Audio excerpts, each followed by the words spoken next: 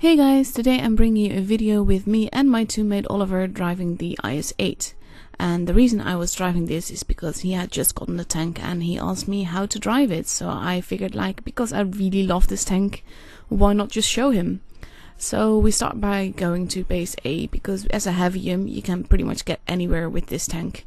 I missed my first shot somehow and the guy doesn't shoot me back, which is really nice, so I can start capping the base. Now, as I already said, I love this tank. I'm really happy with Heavium tanks, and this is as Heavium as they come. It's like an E5 at tier 9, and when he peeks out again, I get a shot into him, and he doesn't shoot me back.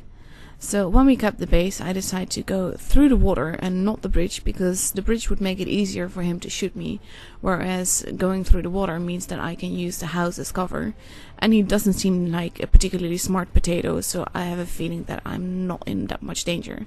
So I peek out, bounce his shot, shoot him and kill him.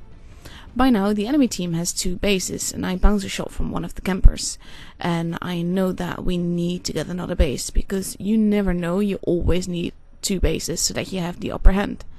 So I look at where the camper was, but he's hidden now, so I decide to continue towards base B to get that second base and see what damage I can do. Now this guy is just standing there, so I can easily load a shot into him, but then I have gotten spotted, so I need to be a bit careful as well.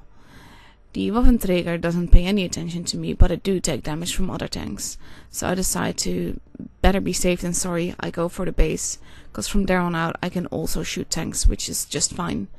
Of course it doesn't help if I don't do any damage, but still I'm capping the base and I'm getting some company soon, because the guy is gonna come up.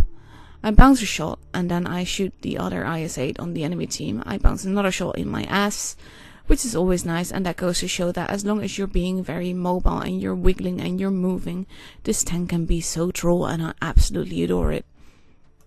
And this is one of those tanks where you need to adopt a different playstyle depending on what you are. If you are bottom tier, you need to be much more careful, because your armor isn't that strong and you can very easily get shot to hell then. But if you're top tier like we are now, you can actually be such a bully, because then your armor is pretty troll, and that combined with the mobility and the reload and everything on this tank just means that I really love this tank. When I first got it though, I had a lot of problems with the tank, because in the tank line I generally expect that the next tank in the line is actually similar to the tank before it. But in the case of the IS8, it's completely different than the IS3, and the IS7 is completely different from the IS8 again. So you need to adjust your playstyle accordingly. Now I take a big risk here and I noob out, so then it's completely my fault that I get damaged heavily and that this guy is very likely to kill me, because I have no proper cover. He lands another shot into me, so I'm nearly dead now. And that goes to show on its own that when you are not careful enough and he bounces the last shot that I really should have hit and I would have survived, then you can die pretty easily.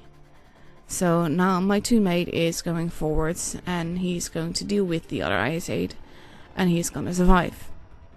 But it's just such a lovely tank, and to me this game shows exactly all the strengths and weaknesses of this tank and exactly why I love it so much. Of course I also really love supremacy, which is such fun, especially in tanks like this. So yeah, it's a win-win-win in all ways in my opinion. But yeah, overall I knew I had a pretty good game, but I didn't really expect this to be an ace, because it's pretty low damage, only 2 kills. So the capturing of the bases and getting lots of supremacy points definitely helped with that, because look at that, I had 604 supremacy points. Now I hope you guys enjoyed this video and will love the tank as much as I do, and I'll be seeing you guys the next time again.